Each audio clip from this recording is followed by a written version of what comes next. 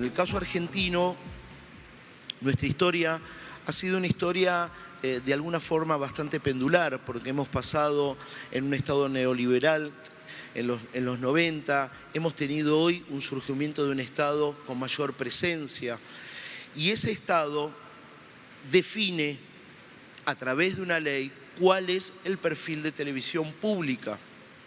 En ese sentido, no hay una discusión hoy concreta sobre el financiamiento, pero sí lo que existe, y esto también es importante plantearlo, es que en la medida que el Estado sea un Estado inclusivo, sea un Estado que hable de la diversidad, sea un Estado presente y que garantice derechos, la televisión pública, en nuestro caso, va en sintonía de esa línea. Por eso, el hecho de comunicar políticas públicas también hace al fortalecimiento del ciudadano.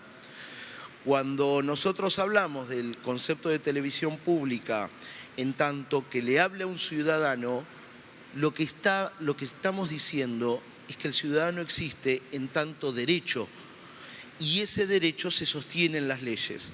Por lo tanto, el funcionamiento de la televisión pública para la transmisión de valores del ciudadano, si no está enmarcado dentro de una ley, hay algo que realmente falta. Y en este sentido es donde la ley de medios realmente ha sido revolucionaria. En estos 30 años, la televisión, digámosle, estatal argentina, ha sufrido un devenir que ha sido producto de situaciones más que vergonzosas. Ha sido utilizada por gobiernos como medios de comunicación, ha sido vaciado y ha sido utilizado como canal presuntamente que competía con privados, ha sido utilizado con lógicas de mercado. Y lo que yo creo realmente es que todo eso ha sucedido en tanto no existía una ley que regulara su funcionamiento, su financiamiento, la construcción a mediano a largo plazo. Entonces, para nosotros, que hoy estamos a cargo de la televisión pública, la existencia de la ley es determinante. Obviamente que la institucionalidad no es algo que surja al día siguiente. La institucionalidad es un proceso de construcción, es una construcción que lleva muchos años, muchos periodos de recambio y muchas experiencias compartidas. Cuando yo escuchaba a los compañeros de la televisión europea, es decir, es necesario también comprender que la televisión europea, básicamente pública, surge de un mercado regulado por el Estado.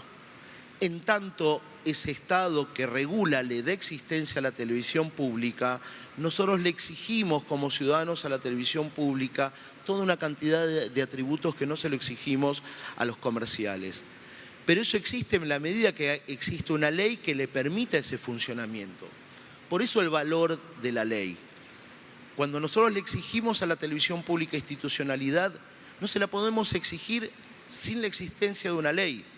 Es la ley la que le da institucionalidad, más allá de la seriedad de los funcionarios, más allá de la honestidad. Si no existe una ley, la institucionalidad puede ser algo pasajero. Ahora bien, es necesario también plantear que en el caso argentino, en tanto no se resuelva la cuestión del monopolio sobre los medios de comunicación, el discurso editorial de la televisión pública pierde sentido en ese contexto.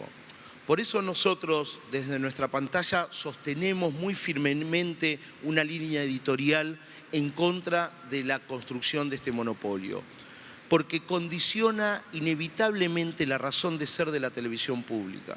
La condena a esos lugares marginales donde obviamente la televisión pública tiene que estar, y donde no está el mercado para solucionar, pero la excluye de los lugares donde los monopolios sienten que los individuos son solamente clientes. Entonces, ¿qué termina siendo? Una televisión residual. Sin desmerecer, es lo que en muchos casos se confunde como una televisión para pobres. Hacer una televisión de inclusión no es hacer una televisión para pobres. Hacer una televisión de inclusión es hablar de representación de sectores sociales, es hablar de representación de clases, de segmentos etarios, grandes, pequeños. Hoy la televisión comercial en la Argentina le habla a un grupo duro, que es el segmento de mayor poder adquisitivo.